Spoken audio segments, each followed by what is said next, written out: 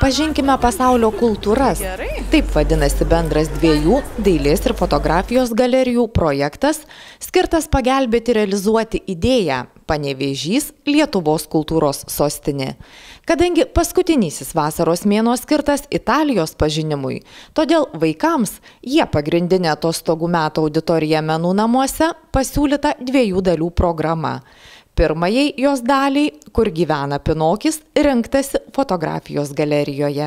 Vaikai dėlioja dėlionę su Pinokiu, kartu jie susipažino su Edmundo Kolevaičio paroda Venecija, pamatė, kaip atrodo Venecija išplaukusi vandenyse, taip pat sužinojo šiek tiek kultūros apie Mikelandželą, Rafaelį, apie Da Vinci, taip pat sužinojo šiek tiek ir geografijos. Nustebau, kad visi žino beveik, kad sostinė Roma, bet kiti miestai dar jiems nepažįstami. Tai vat Venecija, kuri yra ant vandens grimstantis miestas ir nufotografuota nuostabaus fotomenininko. Tikrai kviečiu visus apsilankyti Venecijos parodoje. Vaikams buvo labai įdomi, jie daug ką čia pamatė. Dailės galerijoje dalintos juodos ir baltos plytelės.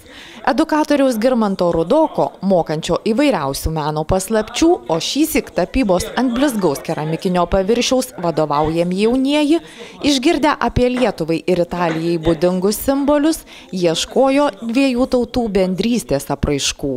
Mes norėjom pasirinkti piešti Pinokį, tapyti Pinokį, bet kadangi Pinokis, techniškai yra gana sudėtingai atliekamas, tai mes pasirinkome daugiau tokią kryptį, surasti kažką tai bendro tarp kažkokių lietuviškų simbolių, baltiškų ir kažkokių tai itališkų simbolių. Ar yra kažkokie tai atitikmenys, ar yra ženklai panašus mūsų lietuvių, pavyzdžiui, baltiški simboliai, atitikmenys atitinkantis itališkus, kažkokius romėniškus, senoviškus simbolius. Kas panoro brėžti ženklą, reiškiantį sveikatą, meilę, gėrį, kas rinkosi grožį ar ugnį. Ir vis žiūrėjo, kuo panašus lietuviai į italus, kur jų skirtybės. Taip pat pabandysim tapyti lietuvišką pasaulio medį ir kažkas tai panašaus yra ir pas italus. Ir dekoravime, nes simbolika, paukščiai, gėlės irgi reiškia panašius dalykus.